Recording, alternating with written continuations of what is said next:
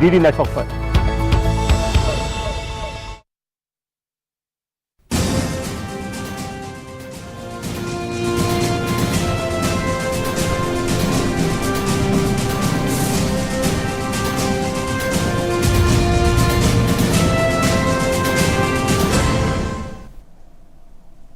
नमस्कार, किसान समाचार में आप सभी का स्वागत है। सबसे पहले मुख्य समाचार। देश भर में मनाया जा रहा है राष्ट्रीय दुग्ध दिवस। श्वेत क्रांति के जनक डॉक्टर वर्गीस कुरियन के जन्मदिन को मनाया जाता है नेशनल मिल्क डे के रूप में। दूध के क्षेत्र में देश को आत्मनिर्भर बनाने में कुरियन के बहुमूल्य योगदान को किया जाता है याद। 2014 में मोदी सरकार ने की थी शुरुआत।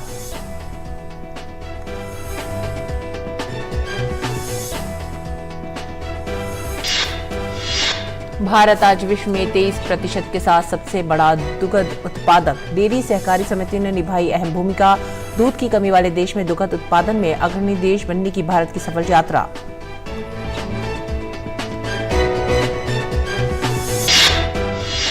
भारत की सबसे बड़ी कृषि प्रदर्शनी एग्रोविजन का केंद्रीय मंत्री नितिन गडकरी और मध्य प्रदेश के मुख्यमंत्री शिवराज सिंह चौहान ने किया उद्घाटन। 25 से 28 नवंबर तक नागपुर में आयोजित हो रही है प्रदर्शनी। विदर्भ के किसानों को कृषि क्षेत्र की नई तकनीक और नए व्यवसाय से अवगत कराना उद्देश्य।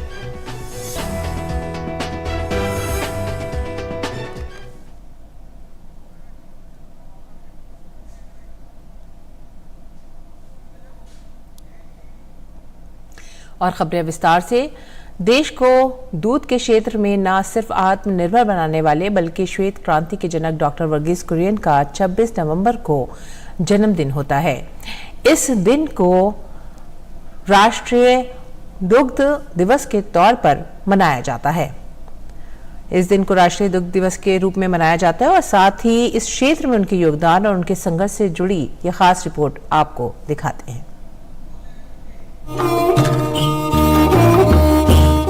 भारत में श्वेत क्रांति के जनक डॉक्टर वर्गीस कुरियन का आज जन्मदिन है। उन्होंने कभी दूध की कमी से जूझ रहे देश भारत को सबसे अधिक उत्पाद करने वाला देश बनाने में अहम भूमिका निभाई थी। उनका जन्म केरल के कोझिकोड में 26 नवंबर 1921 को हुआ था। उनके जन्मदिन को नेशनल मिल्क डे के रूप में मनाया जाता है। इसकी शुरुआत साल 2014 में की गई थी। डॉक्टर कुरियन ने भारत में श्वेत क्रांति लाने के साथ ही ऑपरेशन फ्लड कार्यक्रम की भी शुरुआत की। बता दें कि भारत का ऑपरेशन फ्लड दुनिया का सबसे बड़ा डेयरी डेवलपमेंट प्रोग्राम था, जिससे भारत में दूध उत्पादन को बढ़ावा मिला। उनके नेतृत्व में कई महत्वपूर्ण संस्थानों की स्थापना की गई, जिसमें Gujarat cooperative milk marketing federation limited और नेशनल डेयरी डेवलपमेंट बोर्ड शामिल है।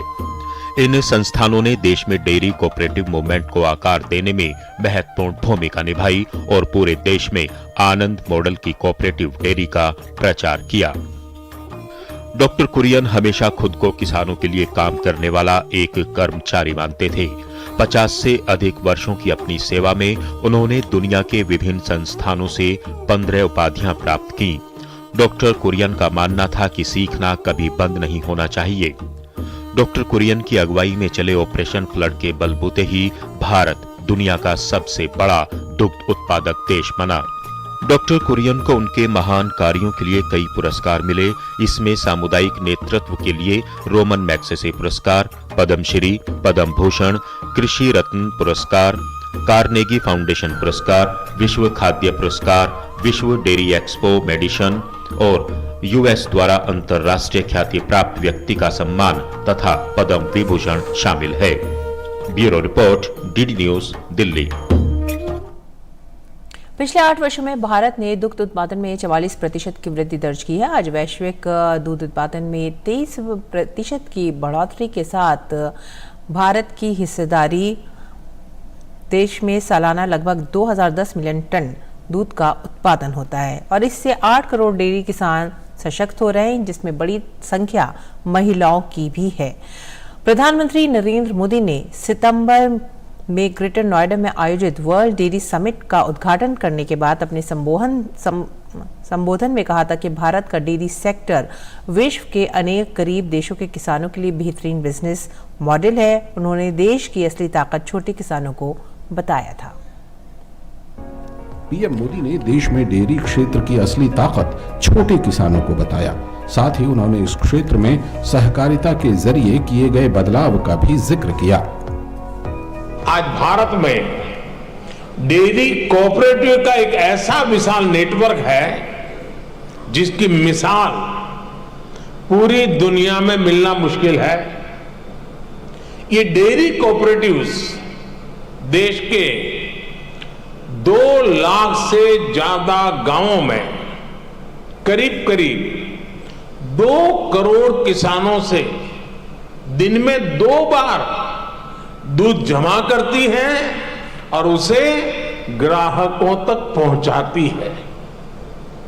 इस पूरी प्रक्रिया में बीच में कोई भी मिडलमैन नहीं होता। प्रधानमंत्री के विजन से प्रेरित होकर सरकार ने अपने स्तर पर डेयरी क्षेत्र को बढ़ावा देने के लिए कई कदम उठाए हैं, जिसके फलस्वरूप पिछले 8 वर्षों में दूध उत्पादन में 44% से अधिक की वृद्धि हुई है। आज वैश्विक दूध में 23% हिस्सेदारी भारत की है।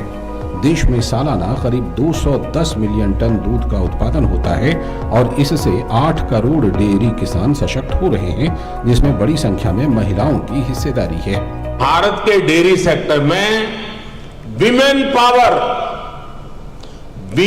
पावर 70% वर्कफोर्स का प्रतिनिधित्व करती है। भारत के डेयरी सेक्टर की असली कर्णधार विमेन्स हैं, महिलाएं हैं। इतना ही नहीं, भारत के डेयरी कोऑपरेटिव में भी 1/3 से ज्यादा सदस्य महिलाएं ही हैं। आप अंदाजा लगा सकते हैं, भारत में जो डेयरी सेक्टर 8.5 लाख करोड़ रुपए का है, जिसकी वैल्यू धान और गेहूं के कुल प्रोडक्शन से भी ज्यादा है, उसकी ड्राइविंग फोर्स भारत के ग्रामीण क्षेत्र में रहने वाली महिलाएं हैं, हमारी माताएं हैं, हमारी बेटियां हैं। और आइए अब जानते हैं भारत में दुग्ध उत्पादन और श्वेत क्रांति का इतिहास।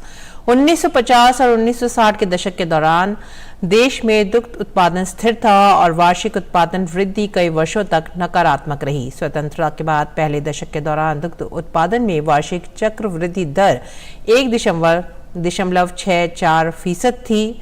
1960 के दशक के दौरान ये विकास दर घटकर 1.15% रह गई। 1950-51 में देश में प्रति व्यक्ति दूध की खपत केवल 124 ग्राम प्रतिदिन थी। 1970 तक ये आंकड़ा गिरकर 107 ग्राम प्रतिदिन हो गया था, जो दुनिया में सबसे कम और न्यूनतम अनुशंसित पोषक मानकों से काफी नीचे था। 1950 और 1960 के दशक में अक्सर डेयरी वस्तुओं के आयात का सहारा लिया जाता था, जिसमें डेयरी उद्योग की कुल आवश्यकता का 50 से 60% हिस्सा शामिल था।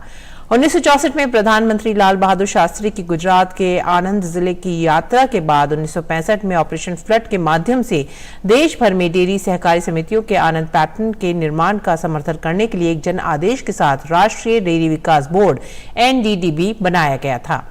NDDB के पहले अध्यक्ष वर्गीस कुरियन ने अपनी टीम के साथ परियोजना के शुभारंभ पर काम शुरू किया, जिसमें देश भर के मिल्क शेड में आनंद पैटर्न सहकारी समितियों के संगठन की परिकल्पना की गई थी, जहां से दुग्ध सहकारी समितियों द्वारा उत्पादित और खरीदे गए तरल दूध का परिवहन शहरों को किया जाएगा। ऑपरेशन फ्लड को 3 चरणों में लागू किया गया। चरण 1 में 1970 और 1980 को विश्व खाद्य कार्यक्रम के माध्यम से यूरोपीय संघ द्वारा दान किए गए स्किम्ड मिल्क पाउडर और बटर ऑयल की बिक्री से वित्त पोषित किया गया था। चरण 2 में 1981-1985 में दुग्धशालाओं की संख्या 18 से बढ़ाकर 136 की गई। शहरी बाजारों ने दूध के लिए आउटलेट्स को 290 तक विस्तारित किया। 1985 के अंत तक दुग्ध उत्पादकों के साथ 43,000 ग्राम सहकारी समितियों की एक आत्मनिर्भर प्रणाली को कवर किया गया। चरण 3 में 1985 से 1996 ने डेयरी सहकारी समितियों को दूध की बढ़ती मात्रा की खरीद और बाजार के लिए आवश्यक बुनियादी ढांचे का विस्तार और मजबूती प्रदान करने में सक्षम बनाया। इस चरण में 30,000 नई डेयरी सहकारी समितियां जोड़ी गईं, जो 73,000 तक पहुंच गईं। ऑपरेशन फ्लड का आधार ग्रामीण दुग्ध उत्पादकों की सहकारी समितियां रहीं, जो सदस्यों को आधुनिक प्रबंधन और तकनीक उपलब्ध कराते हुए दूध की खरीद करती हैं, इनपुट और सेवाएं भी प्रदान करती हैं। 1970 में शुरू किए गए ऑपरेशन फ्लड ने डेयरी किसानों को अपने स्वयं के हाथों में बनाए गए संसाधनों पर नियंत्रण रखते हुए अपने स्वयं के विकास को निर्देशित करने में मदद की। एक राष्ट्रीय दुग्ध ग्रिड पूरे भारत में दूध उत्पादकों को 700 से अधिक कस्बों और शहरों में उपभोक्ताओं के साथ जोड़ता है। ऑपरेशन फ्लड के लॉन्च से पहले 1968-69 में दूध का उत्पादन केवल 21.2 मिलियन टन था, जो 1979 से 80 तक 30.4 MT, 1989 से 90 तक 51.4 MT और 2001 से 2 तक 84.6 MT हो गया। इसने 1957 से 58 में संयुक्त राज्य अमेरिका को पीछे छोड़ते हुए भारत को दूध की कमी वाले देश से दुनिया के सबसे बड़े दूध उत्पादक के रूप में बदल दिया। 3 दशकों 1980, 1990 और 2000 के दशक में देश में दैनिक दूध की खपत 1970 में प्रति व्यक्ति 107 ग्राम के निचले स्तर से बढ़कर 2002 में प्रति व्यक्ति 226 ग्राम से अधिक हो गई। भारत में डेयरी क्षेत्र का विकास और ऑपरेशन फ्लड की शुरुआत के बाद से डेयरी सहकारी समितियों द्वारा निभाई गई शानदार भूमिका आजादी के बाद देश की उल्लेखनीय विकास गाथा का एक अभिन्न हिस्सा है। आज भारत दुनिया में दूध का सबसे बड़ा उत्पादक है, जो वैश्विक दूध उत्पादन में 23% का योगदान देता है। स्वतंत्रता के बाद पहले दशक के दौरान दूध उत्पादन में वार्षिक चक्रवृद्धि दर 1.64% थी, जो 1960 के दशक के दौरान घटकर 1.15% ही रह गई थी। और 25 से 28 नवंबर तक नागपुर में आयोजित मध्य भारत की सबसे बड़ी कृषि प्रदर्शनी एग्रोविजन का शनिवार को केंद्रीय मंत्री नितिन गडकरी और मध्य प्रदेश के मुख्यमंत्री शिवराज सिंह चौहान ने उद्घाटन किया। विदर्भ के किसानों को कृषि क्षेत्र की नई तकनीक और नए व्यवसाय अवगत हो, उनकी आय में वृद्धि हो, खेती में लाभ पहुंचे, इसी विजन के तहत एग्रोविजन का आयोजन किया जा रहा है।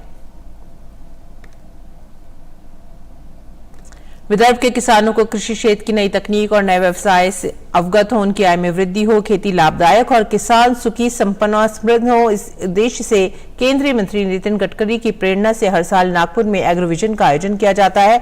एग्रोविजन का ये 13वां वर्ष है। किसान और कृषि प्रेमी बड़ी संख्या में इसमें शामिल हो रहे हैं। 4 दिन के इस आयोजन के अंतर्गत विभिन्न विषयों पर कार्यशाला, राष्ट्रीय कृषि प्रदर्शनी, सेमिनार एवं अनेक महत्वपूर्ण सम्मेलनों का आयोजन किया जाता है।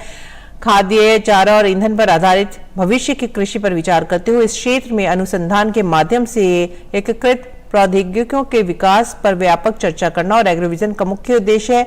इस अवसर पर केंद्रीय मंत्री नितिन गडकरी ने किसानों के लिए कन्वेंशन सेंटर बनाने की बात भी कही। नितिन गडकरी, हमारा एक सपना है कि देश का सबसे पहला अंतर्राष्ट्रीय दर्जे का, इंटरनेशनल स्टैंडर्ड का एग्रो कन्वेंशन सेंटर स्वर्गीय पंजाबराव देशमुख जी के नाम से हम इसी मैदान पर शुरू करना चाहते हैं, पूरा करना चाहते हैं। इसके लिए पंजाबराव कृषि विद्यापीठ के एग्जीक्यूटिव काउंसिल ने भी परमिशन दी है और करीब 150 करोड़ रुपए की योजना भी बनाई है। और हमारे चीफ सेक्रेटरी से जो कमेटी है वो रिकमेंड होकर जाएगी, तो निश्चित रूप से भारत सरकार से हमने 150 करोड़ रुपए इसके लिए मांगे हैं और आदरणीय कृषि मंत्री नरेंद्र तोमर जी ने आश्वासन दिया है कि वो निश्चित रूप से इसके लिए पूरी मदद करेंगे। और मेरा विश्वास है कि अगले साल के एग्रो कन्वेंशन होने के पहले हम Panjabrao Deshmukh agro convention centre के कार्य का शुभारंभ करेंगे। ये मैं विश्वास के साथ आपको बताना चाहता हूं। नितिन गडकरी ने कहा कि पराली का इस्तेमाल ट्रैक्टर में मशीन लगाकर बायो बिटुमेन बनाने में किया जाएगा। इस बायो बिटुमेन का इस्तेमाल देश की सड़क बनाने में किया जाएगा। ये एक बहुत बड़ा चेंज है कि पंजाब, हरियाणा, उत्तर प्रदेश और देश भर में जो चावल उत्पादक क्षेत्र है, वहाँ जो पराली है वो जलाने का काम होता था, जिससे प्रदूषण में दिल्ली में कितना नुकसान हो आपको पता है। अब वो पराली से इंडियन ऑयल ने इथेनॉल बनाया और बायोबिटुमिन बनाया है। अब पूरी परली से इसी प्रकार से बायोबिटुमिन बनेगा तो 80 लाख टन बायोबिटुमिन हमारे देश में लगता है और ज्यादातर मेरे ही विभाग में लगता है। और 50 लाख टन इतना बिटुमिन हमारे देश में तैयार होता है और 25 लाख से 30 लाख टन बिटुमिन हम आयात करते हैं, इंपोर्ट करते हैं। तो मुझे खुशी है कि इसी प्रकल्प जब शुरू हो जाएंगे तो हमारे देश को बिटुमिन आयात करने की जरूरत नहीं पड़ेगी।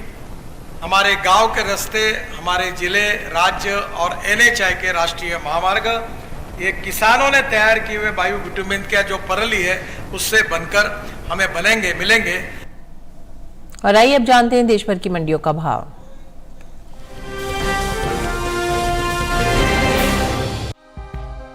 कृषि उपज मंडियों में सरसों का कारोबार कहीं स्थिर रहा तो कहीं चढ़ा। शुक्रवार को ज्यादातर मंडियों में सरसों बिकवाली के लिए पहुंची। बात इसके हाजिर भाव की करें तो एगमार्क नेट के अनुसार उत्तर प्रदेश की सहारनपुर मंडी में 24 और 25 नवंबर को सरसों का भाव 6,280 रुपए पर टिका रहा। इसी तरह उत्तर प्रदेश की आजमगढ़ मंडी में 24 नवंबर को सरसों का कारोबार 6,200 रुपए पर हुआ। 25 नवंबर को यहां इसमें कोई बदलाव नहीं आया और भाव 6,200 रुपए पर ही रहा। राज्य की लखीमपुर मंडी में 24 नवंबर को सरसों का भाव रहा 6,420 रुपए। 25 नवंबर को इसमें 30 रुपए की तेजी आई और भाव 6,450 रुपए हो गया। राजस्थान की विजयनगर मंडी में 24 नवंबर को सरसों का भाव रहा 6,100 रुपए, जो कि 25 नवंबर को 50 रुपए बढ़कर 6,150 रुपए हो गया। देश में इस साल सरसों की रिकॉर्ड उपज होने का अनुमान जताया गया है।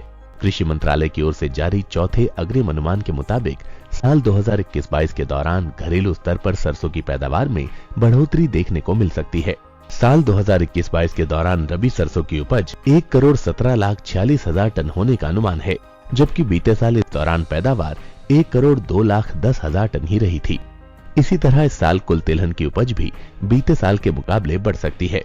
कृषि मंत्रालय के मुताबिक साल 2021-22 के दौरान कुल तिलहन की पैदावार 3,76,96,000 टन के पार जा सकती है, जबकि साल 2020-21 के दौरान ये महज 3,59,46,000 टन रही थी।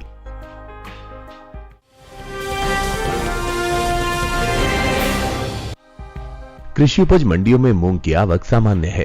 एगमार्क नेट के अनुसार राजस्थान की जोधपुर मंडी में 24 नवंबर को मूंग का भाव 6,630 रुपए क्विंटल था, जो कि 25 नवंबर को 140 रुपए की गिरावट के बाद 6,490 रुपए रह गया। उत्तर प्रदेश की आजमगढ़ मंडी में स्थिरता रही। यहां दोनों दिन यानी 24 और 25 नवंबर को मूंग का भाव 7,755 रुपए क्विंटल दर्ज किया गया, जबकि राज्य की हाथरस मंडी में 24 नवंबर को मूंग का भाव था 6,540 रुपए, जो कि 10 रुपए की तेजी के बाद 25 नवंबर को 6,550 रुपए क्विंटल हो गया। गुजरात की राजकोट मंडी में 24 नवंबर को मूंग का भाव रहा 6,900 रुपए। 25 नवंबर को यहां भी 10 रुपए की मामूली बढ़त आई और भाव 6,910 रुपए क्विंटल हो गया। सरकार ने खरीफ सीजन 2022-23 की फसलों पर न्यूनतम समर्थन मूल्य में भारी बढ़ोतरी की है। साल 2021-22 में मूंग का न्यूनतम समर्थन मूल्य 7,275 रुपए क्विंटल था, जिसमें साल 2022-23 के लिए 480 रुपए की भारी बढ़ोतरी की गई है। इसके बाद मूंग का न्यूनतम समर्थन मूल्य 7,755 रुपए क्विंटल हो गया। बता दें कि इस साल घरेलू स्तर पर मूंग की पैदावार में कमी देखने को मिल सकती है। देश में मूंग की पैदावार बीते साल के मुकाबले 3 लाख टन कम होने का अनुमान जताया गया है। कृषि मंत्रालय की ओर से जारी पहले अग्रिम अनुमान के मुताबिक मूंग की पैदावार 17,50,000 टन हो सकती है, जबकि बीते साल इस दौरान मूंग की उपज 20,50,000 टन रही थी।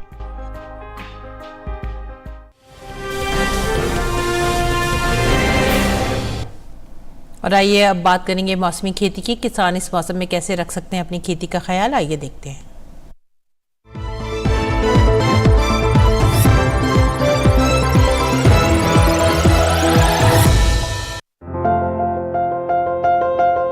पंजाब के किसान इस समय गेहूं की बुआई कर सकते हैं।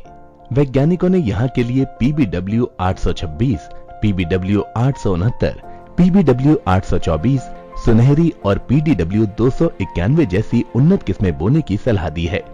पंजाब के किसान धान की पकी फसल की कटाई से 3 सप्ताह पहले सिंचाई बंद कर दें। साथ ही यहाँ के किसान CRM मशीन का उपयोग करके धान की पराली का प्रबंधन भी कर लें। पंजाब के कपास किसान शुष्क मौसम की संभावना के चलते ओस के वाष्पीकरण के बाद कपास की चुनाई कर लें। पंजाब में इस मौसम में गन्ने की फसल में शीर्ष बेधक का खतरा रहता है। इसकी रोकथाम के लिए 10 किलो फर्टेरा 0.4 GR को प्रति एकड़ के आधार पर शीर्ष छेदक से ग्रस्त पौधे में डालें। साथ ही मिट्टी को थोड़ा ऊपर कर लें और तुरंत ही इसकी हल्की सिंचाई कर दें। पंजाब में सभी सब्जियों की साप्ताहिक अंतराल पर सिंचाई करें। यहाँ भिंडी के पौधों में तेला दिखने पर 80 मिलीलीटर एकोटीन का 15 दिन के अंतराल पर 1 या 2 बार छिड़काव करें। साथ ही इससे फसल को बचाने के लिए नीम आधारित स्प्रे भी किया जा सकता है। पंजाब में इस समय फूल गोभी, आलू, मूली, शलजम, पालक, धनिया, मेथी और ब्रोकली की बुआई की जा सकती है। हरियाणा में गेहूं की विभिन्न किस्मों की बुआई की जा सकती है। साथ ही इस मौसम में यहाँ सरसों की भी बुआई कर सकते हैं। बुआई से पहले बीजों को उपचारित जरूर कर लें। हरियाणा में इस समय अमरूद, आम, लीची, चीकू, जामुन, बेल और आंवला जैसे सदाबहार पौधों का रोपण भी किया जा सकता है। साथ ही इन फलों के बागों के आसपास की खरपतवार को हटा दें। हरियाणा में टमाटर की फसल में अंगमारी दिखने पर 600 ग्राम इंडोफिल M45 को पानी मिलाकर छिड़कें। यहाँ मिर्च में फलों के सड़ने की स्थिति को रोकने के लिए फसल पर 250 मिलीलीटर फॉलिकोर को पानी में मिलाकर 10 दिन के अंतराल पर स्प्रे करते रहें।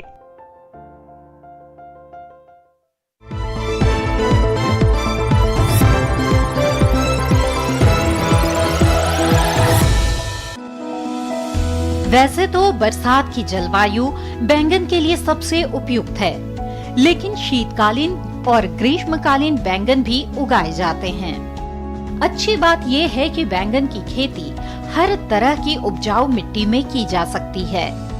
फिर भी दोमट मिट्टी इसके लिए सबसे बेहतर मानी जाती है। बैंगन की रोपाई करने से पहले खेतों को अच्छी तरह तैयार कर लें। रोपाई करते समय पौध से पौध की दूरी 60 सेंटीमीटर और कतार से कतार की दूरी 60 से 75 सेंटीमीटर रखें। किस्म का चुनाव करते समय सावधानी बरतने की जरूरत है। किसान अपने इलाके और जलवायु के हिसाब से ही किस्म का चुनाव करें। खेत तैयार करते समय 200 से 250 क्विंटल गोबर की खाद या कंपोस्ट खाद प्रति हेक्टेयर की दर से डालें। साथ ही 100 किलोग्राम नाइट्रोजन, 80 किलो फास्फोरस और 80 किलो पोटाश दें। फल आना शुरू हो तब भी उर्वरकों की कुछ मात्रा डाल दें। जहां तक सिंचाई की बात है तो इसमें जरूरत के हिसाब से पानी दिया जाता है। सर्दियों के बाद चूंकि ज्यादा पानी की जरूरत होती है, इसलिए आगे चलकर नियमित अंतराल पर इसकी सिंचाई करनी होगी। खरपतवार नियंत्रण के लिए विशेषज्ञों की सलाह पर उचित दवाओं का छिड़काव करें। बैंगन की फसल में तना और फल भेदक कीटों का खतरा रहता है। इससे बचाव के लिए किसान दवा का छिड़काव विशेषज्ञों की सलाह से मौसम साफ रहने पर ही करें।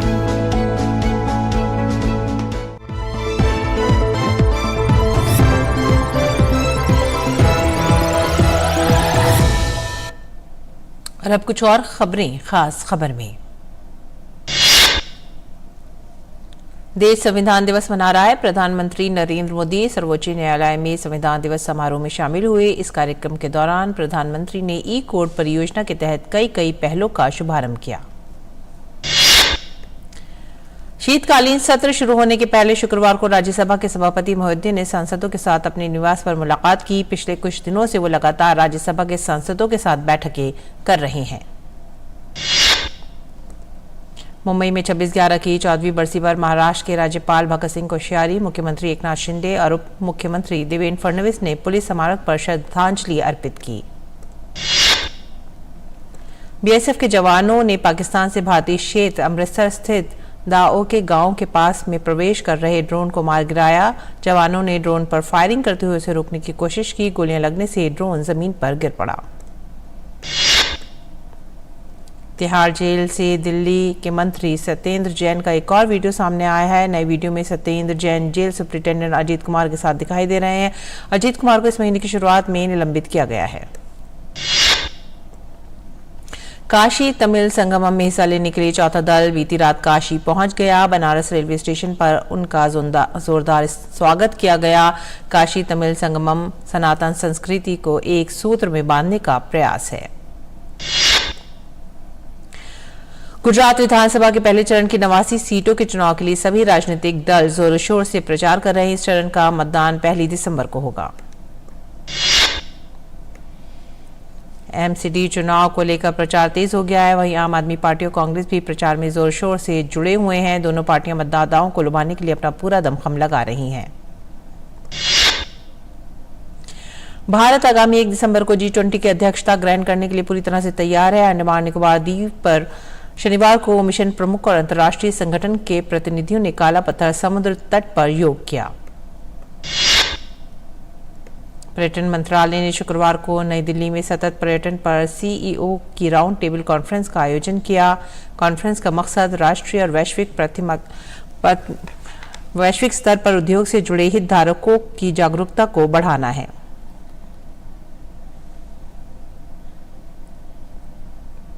और इसके साथ ही हमें दीजिए आज्ञा। नमस्कार।